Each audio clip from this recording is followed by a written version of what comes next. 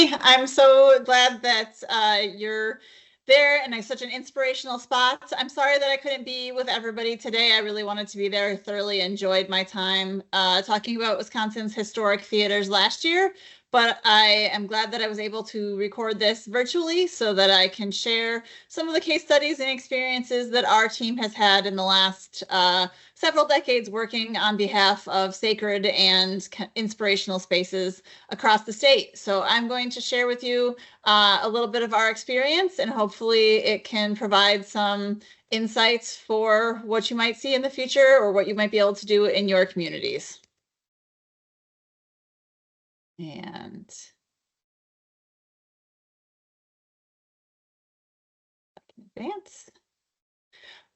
So as background, for those of you who are not familiar with our team, we're a team of 4, and we work specifically with and on behalf of downtowns and Main Street communities around the state. So we won both the Main Street program and the Connect Communities program, which together means that we get to work with 130 plus amazing historic districts across the state. So our goal and WDC's mission is to enhance the economic well-being of the people, businesses, and communities around the state. And we do that by working with the built spaces, the businesses, and the people that love them.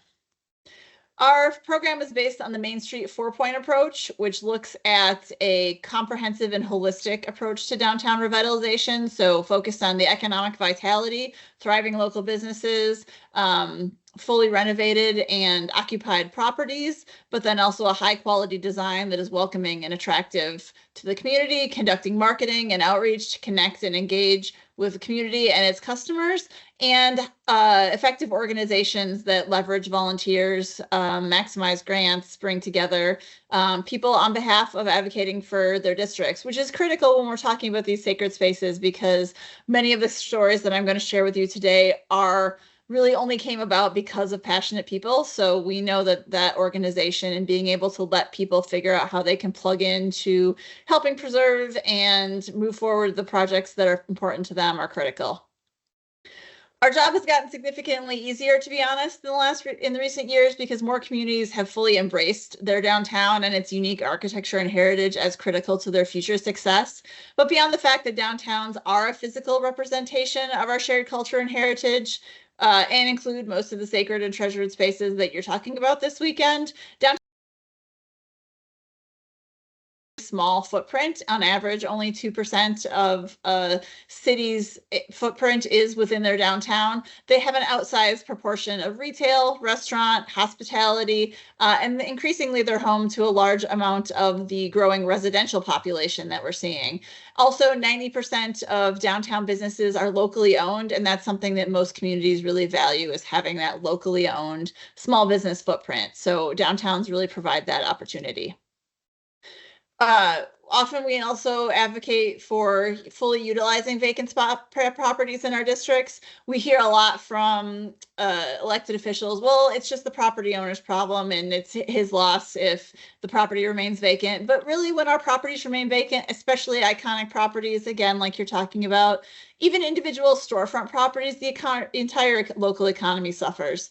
So as you can see here, each property, no matter how small, has really the potential to support more than $130,000 in annual economic activity. And most of that dollars will revolve within the community. Those are local businesses and local residents. So a big part of our job is to understand the psychology and the economics of that vacancy and help to turn those trends around. I have a whole hour presentation on psychology and economics of vacant properties that I'd be happy to share with anybody that's interested. But for the iconic properties that you're talking about this weekend, it's even more true because they often serve as a visible reminder of decline. So that property on the vacant former hotel that was once the mainstay of the district sitting vacant, that just mentally reinforces to people that a community is in decline. So when we're able to turn these properties around, then people really start to feel that their community is on the upward trajectory.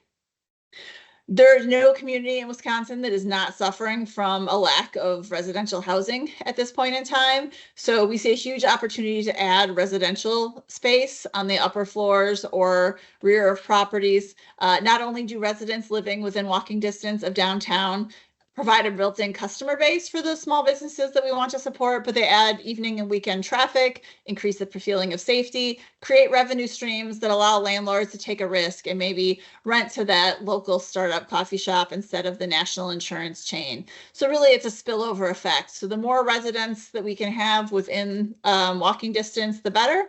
And so these unique ways to accommodate residential development in unique properties is really impactful. Transforming properties that have experienced deferred maintenance is challenging. I'm not saying anything that people listening to this don't already know. The small businesses that we love to see downtown rarely have the capital to address 50 years of deferred maintenance. So we see a significant demand for public assistance to catalyze full-scale renovation projects.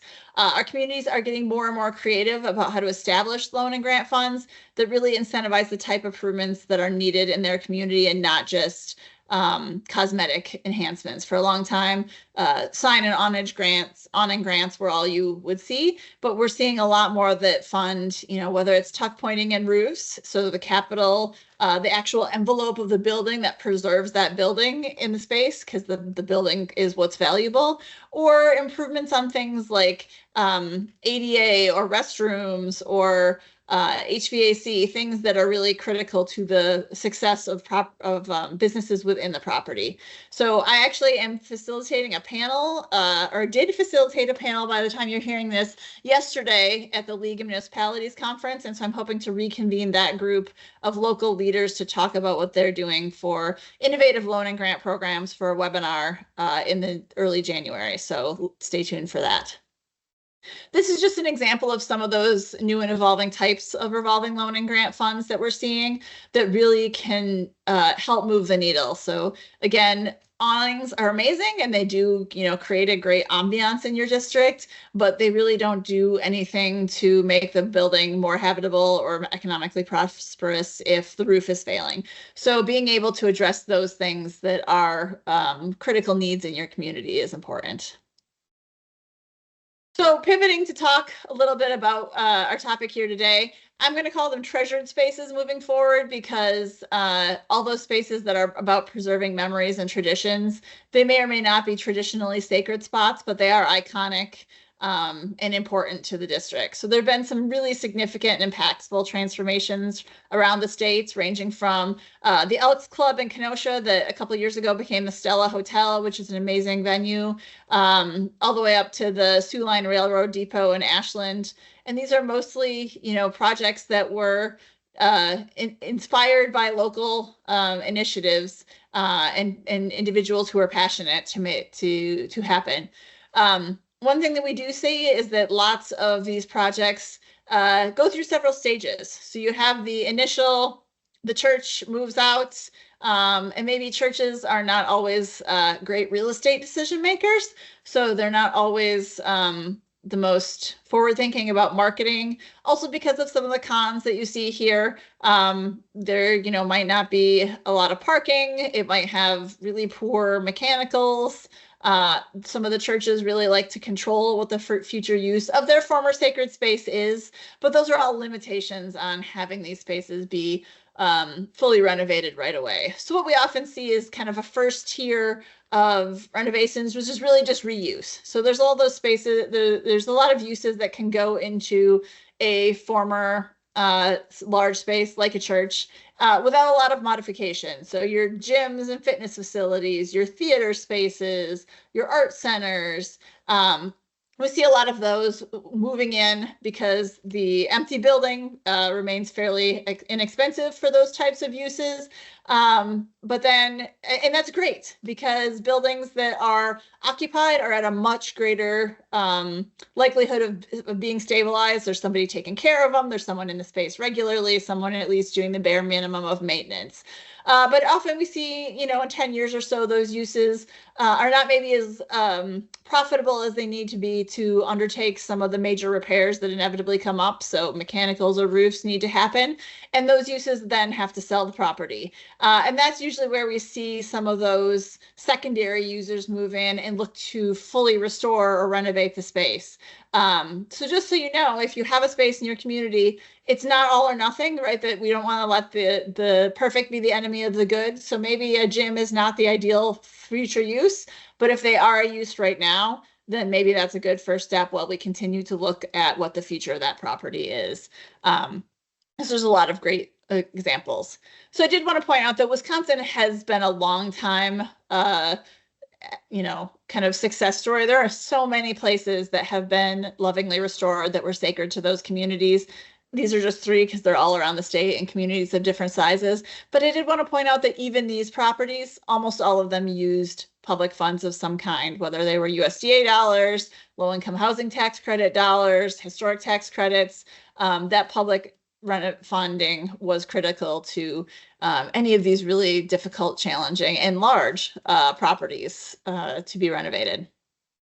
So some of the few case studies, these are not necessarily the most amazing transformations, but they do really show those trends that I talked about.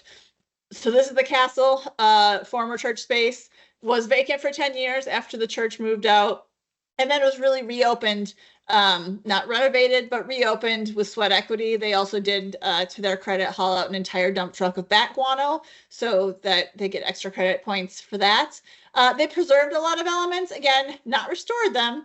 And they have, I think, 5 different business lines and nonprofits working in that space. So it's not sufficient for a full restoration, but the building is fully utilized and occupied. And I did hear that recently there might be a second phase buyer in the works to kind of take this property to the next level. But it's occupied, it's used, it's generating property tax revenue, and it's drawing people into the district. So it is not sitting vacant and a sign of decline. Sepia Chapel, however, in Two Rivers, this was one of our Main Street Award winners a couple of years ago. It's an example of that second phase. So this building was 10 years vacant. It was a fitness facility. So the fitness facility moved in when the roof needed to be repaired. They determined they were unable to make that happen. So they sold it for kind of a pre-auction discount price of $85,000. And Gina and Barry are really experienced event managers or event center managers. And so they fully restored the property, restored the stained glass, finished the floors, as you can see. And now it's a beautiful wedding and event venue across the street from a new cobblestone hotel. The Monroe Art Center is probably one of the best examples of a common repurposed use of some of these unique spaces as an art center. Art centers, obviously complements unique architecture really well. So this is an example, not only though of an art center, which is the typical use, but also one that really evolved from a phase 1. So that transformation from phase 1 to phase 2 does not have to mean a new buyer comes in. The Monroe Art Center is really an example of a nonprofit that saw a affordable property that they could move into, but then also one that has grown with the property. So they have expanded and invested multi-million-dollar expansion several times into becoming a community destination in that space. So they're definitely a fully renovated example of a success story. Other common art center or other art centers that you might have experienced that are in former sacred spaces, the Chestnut Center Arts in Marshfield, the Cassandra Voss Center in De Pere, which is an amazing renovation, the Arc in Viroqua, Turner Music Hall in Wrightstown. So these are sometimes, some of them are fully restored properties and others are more temporary nonprofit uses, but they still, again, create vitality and bring people into the community. There's another class of properties, usually the smaller spaces that have become kind of single or multi-tenant commercial properties. So this particular property was not ever architecturally significant, but it is at a key location in town, and people did not want to see it demolished. So it was renovated into an event center and a multi-tenant office space for $400,000 back in 2006. So, a reasonable price for a reasonably sized property. It's amazing, what they were able to do inside. And again, it did keep opportunities for small businesses. This is a small town. There were not a lot of commercial spaces available, so it really created some opportunities for local businesses to remain in the community rather than driving down the road and opening in a larger urban space. Other similar examples might include Fidelity Title's office in Jefferson, Chapel Specialties Retail in Milton, the Tannenbaum Holiday Shop in Sister Bay, which you may have visited, and Vintage Flip in Lake Mills, all of which are using repurposed churches or other unique buildings for commercial purposes. The Cellar District in Fond du Lac is one of the examples of church-turned hospitality. The Cellar District has amazing food, so if you are ever in that neck of the woods, I highly encourage you to check it out. It's also an example of, I mentioned that churches have great patios, and so they do transition well into restaurants because you have some amazing outdoor dining space. But again, the church was vacant. This was an example of a first phase renovation that was completed by a developer. So they did have someone early on that was investing money in the full restoration. And that really came about because there was an entire real estate portfolio that was being transacted. So the developer took on the church with an agreement to restore it in exchange for a bunch of land and other amenities that could be converted into housing. So there's actually 6 townhome units on the outlot for this church. And then there's also an old school and additional property that went with it. So that was the impetus for the developer to get involved. But it turned into a great project. It's got great food again, and it's really iconic. Other similar restaurants, Lure in Sister Bay is a church-based restaurant conversion, and also Topsy Turvy Brewing, which also you might have visited in Lake Geneva. This again is a second phase renovation. It was originally a semi-antique mall sort of model for shops. And now it's an event and brewery space, again, with an amazing outdoor patio that they've managed to transition between the two. And finally, the last category of renovations are those that have become residential. This is an interesting one because lots of those residential conversions do end up with some weird spaces. So this one's got some spiral stairs and things like that. But because it's a short-term rental, nobody has to deal with those on a regular basis. So it's actually really unique and fun when you're visiting and you don't have to live there. There are some of the other amazing residential repurposes, usually single family, sometimes like 2-family in Lake Mills and Waterford and Cross Plains. And most of those you can go on Zillow and see the pictures. And there's some really amazing personal decoration decisions. They do not obviously create the economic vitality that some of the other ones do, but some of these properties like this one is not really in the downtown. So it wasn't going to be a highly desirable commercial space, nor did the residents really want that to happen. But it still was repurposed, lovingly restored, and serves a new use.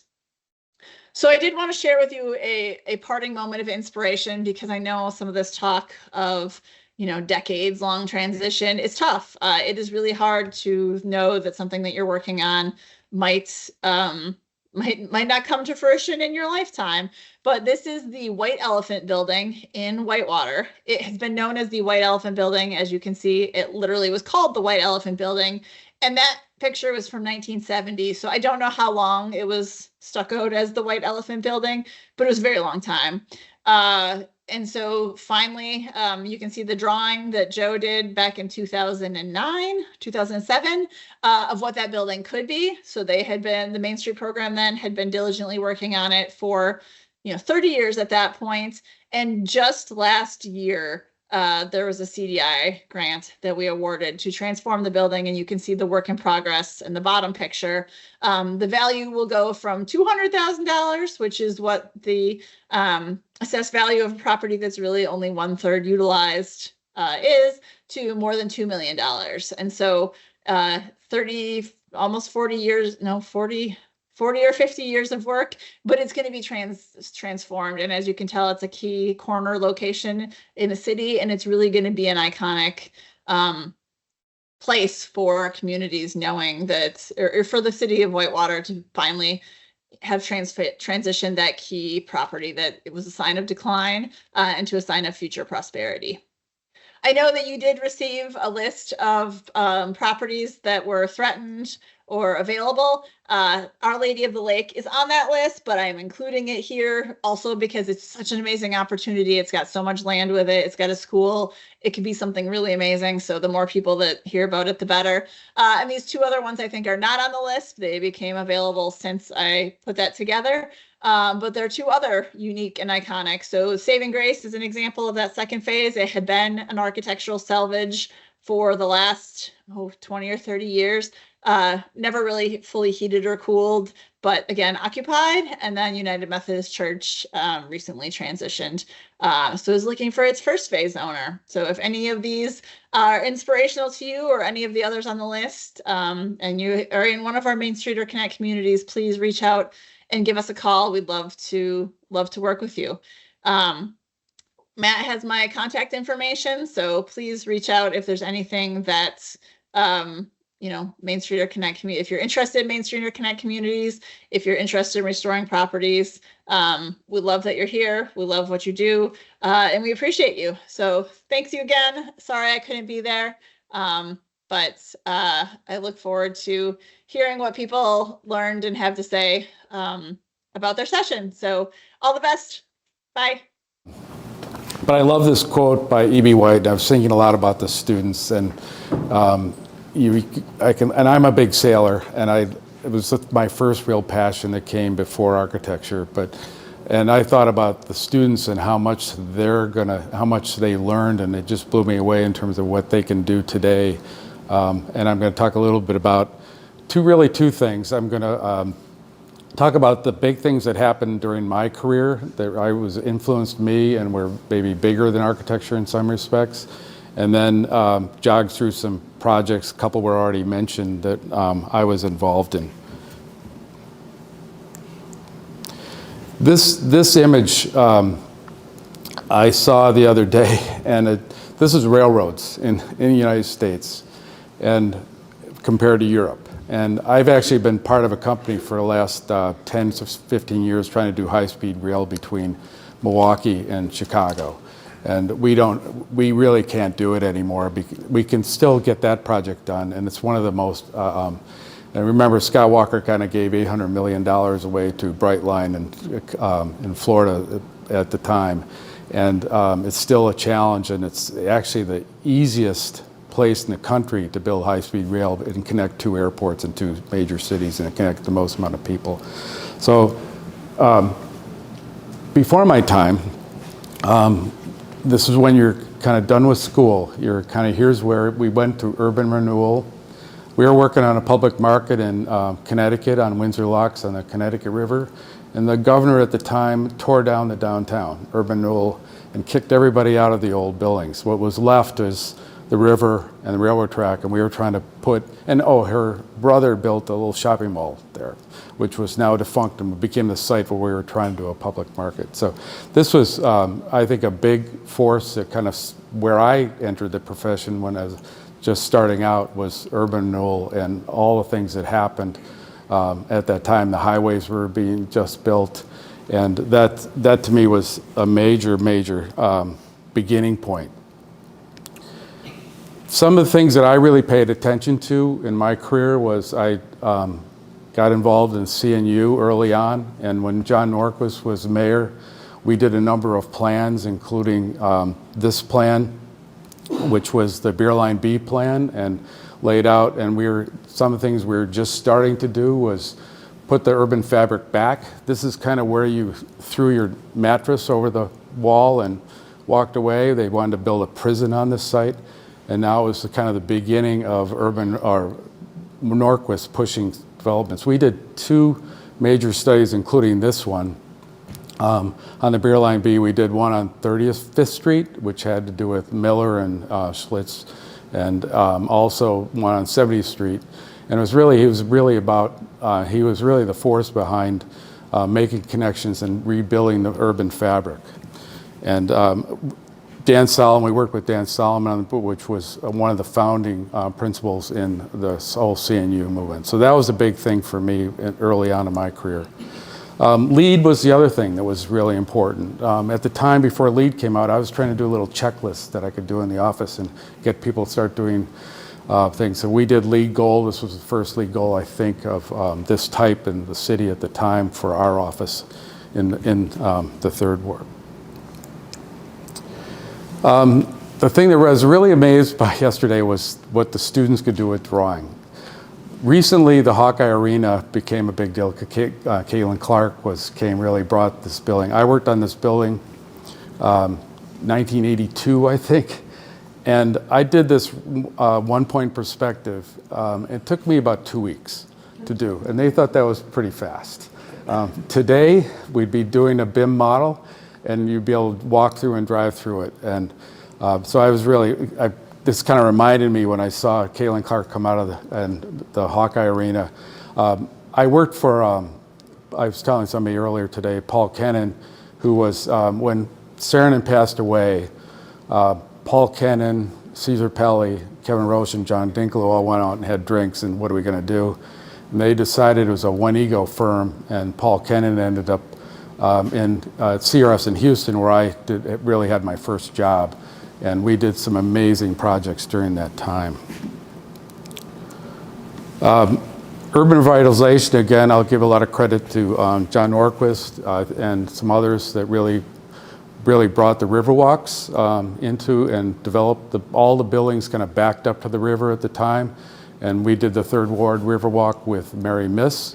And I think that investment in infrastructure sometimes really results in a lot of really great projects. All the buildings backed up to the river, along the river, and this $6-7 million project resulted immediately in about $150 million worth of reinvestment. All the buildings almost all the buildings on the Riverwalk and Third Ward were redeveloped during that time. And then historic tax credits, what we're all talking about, is something that was a big part of what I've been working on over the last 30 years in Milwaukee. A lot of our work was historic tax credit projects, brass works. We did Delvin, we did the gold medal lofts in Racine, and a lot of projects that didn't get built.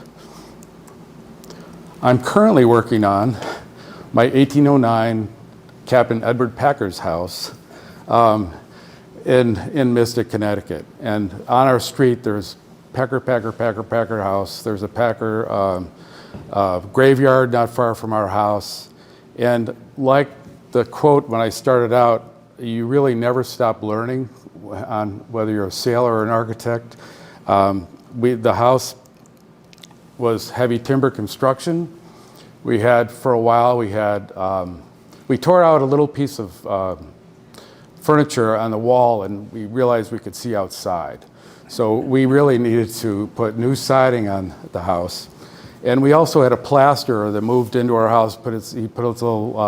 He just moved into one of our bathrooms and took over our house for about a month till I had to finally kick him out. But I learned a lot about plaster. A guy who worked for us went down after Katrina, and a lot of do-gooders went down to Katrina and worked, and one of the first things they did was tear some of the plaster off.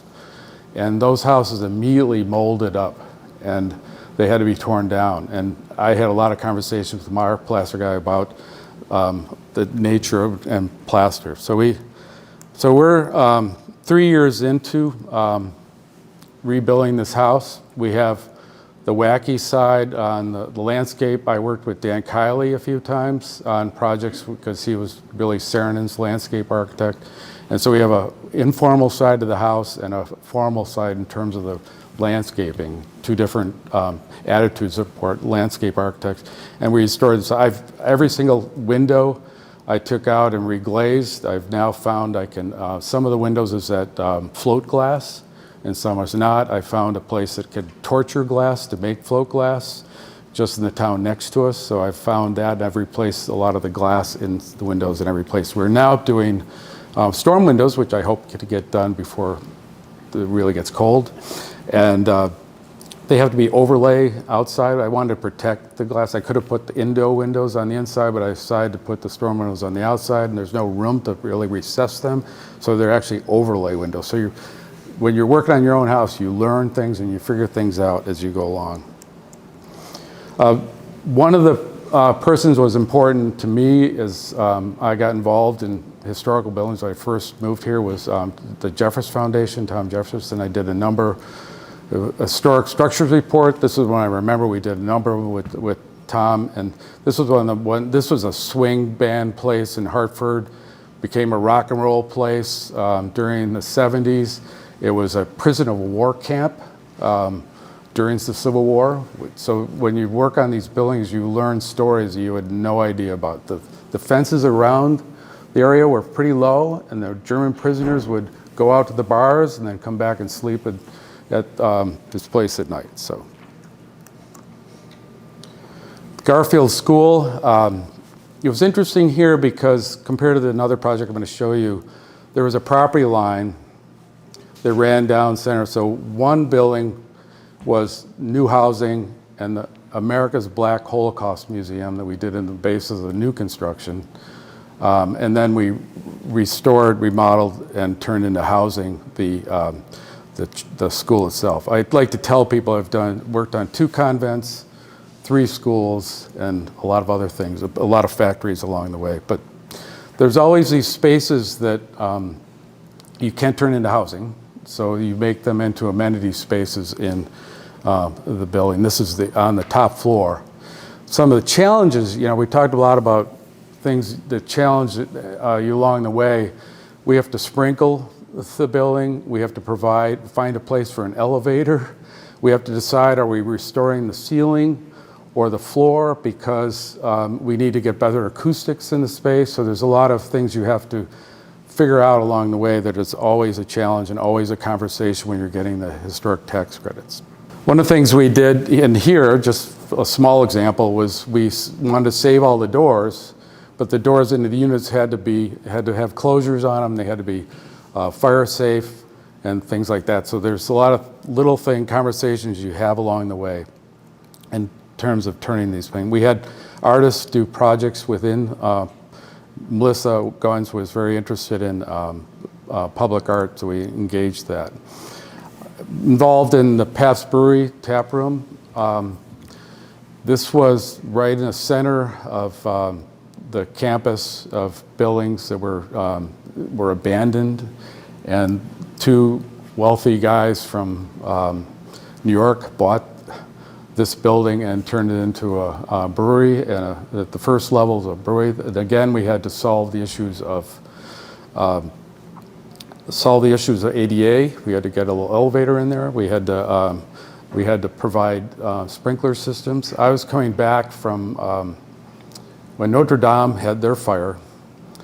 I was driving back from La Crosse, and I got a call from a reporter from France that wanted to interview an architect in Wisconsin. And I go, okay, that's interesting. So I got on a call, and the thing that occurred to me right away was, why weren't there sprinklers up in that space?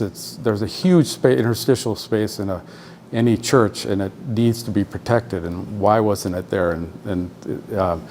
And fast forward a few years later, I was in Paris, about 3 blocks away from just after the fire, and watched the reconstruction that was just starting to happen. So this is the interior. I know it's been turned over since I left town, and we had a brewery on the first floor, where the brewery happened on the first floor, and the bar and performance space was on the second level. This was a project that was Louis Bass, and then we did the first heavy timber construction adjacent to it. I learned what the word hyphen meant. I think it was mentioned yesterday.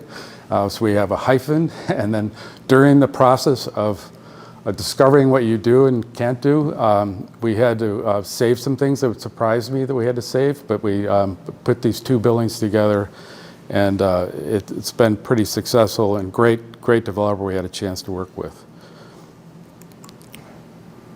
We've also done a number of schools. What's interesting about the tax credits and affordable housing coming together to make the numbers work. And as architects, we're very aware of all that, but we're not really doing all of it. But usually they're in these schools often have a lot of parking lot space and play space, and so there's usually an opportunity to do some new housing along, and you have to work on the compatibility between the new and the old.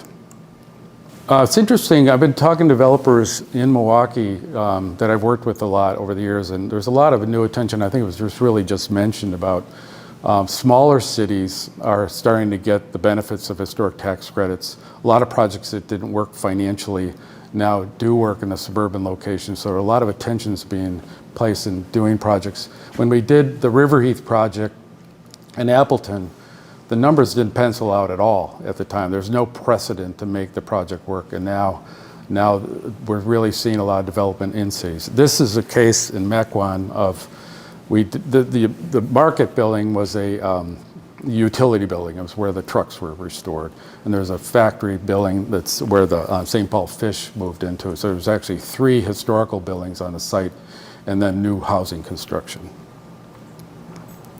But these places like Mequon, we're trying to have a sense of place like cities have. When I first arrived in Milwaukee, you could probably take a nap on Friday night on Wisconsin Avenue, and you really can't do that anymore. And this project was mentioned already today, St. James Church, the adaptive reuse of a church and a wedding center was just a natural thing to happen. And I was really learning about all the other things you can do with churches today. And 2 beautiful spaces. And we studied this site 2 or 3 times with developers before Kate Crow came along and developed this. And we couldn't make housing work on the site. It just didn't make sense. We couldn't really do it. And this I think was a beautiful. We had to negotiate along with the tax credits. We also had to figure out with Episcopal Church what they wanted to keep and what they wanted to leave behind, and that was all part of the negotiation. So my last slide, the next town to me in Mystic is Stonington, and Stonington is actually where Mystic Pizza was actually filmed, not in Mystic. And there's a number of other movies were filmed in Stonington. And this is a leftover, I think, these combination of these 2 things. It's one of the funniest signs I think I've ever seen. But there's a lot of things you have to learn as an architect over time. And not to say the marriage counseling is what, but I could tell you when I did some single family houses, I thought maybe I was going to get into that a little bit. So with that, maybe a few questions. Maybe I'll leave that up.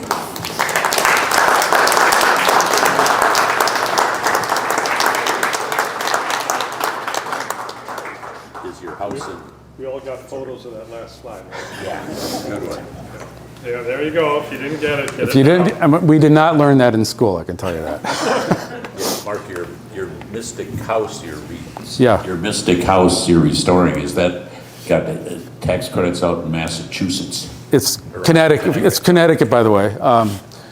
Really interesting. They have 30% tax credits. You have to submit ahead of time, tell them we have a plan, and then you get paid the next.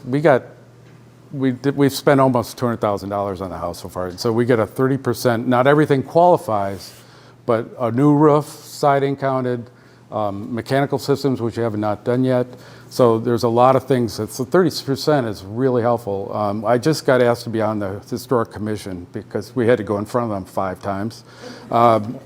But we had to put solar roof. We put solar collectors, not on the house because I didn't really want to do that, but we built a outbuilding or a barn or garage, and that has solar on it. So there's a lot of things we had to keep going back a few times. And we got to know all the neighbors, and after a while, they were clapping when we got done presenting, but because we kind of knew what we were doing. But my wife is also an architect. When I just got asked to come and talk here, she said, "Well, I'm going to Paris." So she's in Paris right now. That's tough luck. You could be here. That's not vinyl siding. That is not vinyl siding. What I learned was nobody wanted to do hardy, and that would have been fine. They do not allow vinyl siding. They do not allow loom siding.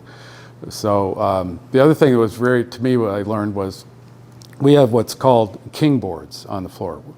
The king had a tax on trees over a certain size, and we have king boards in our keeping room, which are right now the big fireplace. I always tell people the house has 7 fireplaces, and every flooring is a little different, and it's obviously built. And we feel we're caretakers of the house because we're going to live there maybe 20 years, and it's over 200 years old. So you feel like you're taking care of something that somebody else can live in. And we know there's ghosts in the house.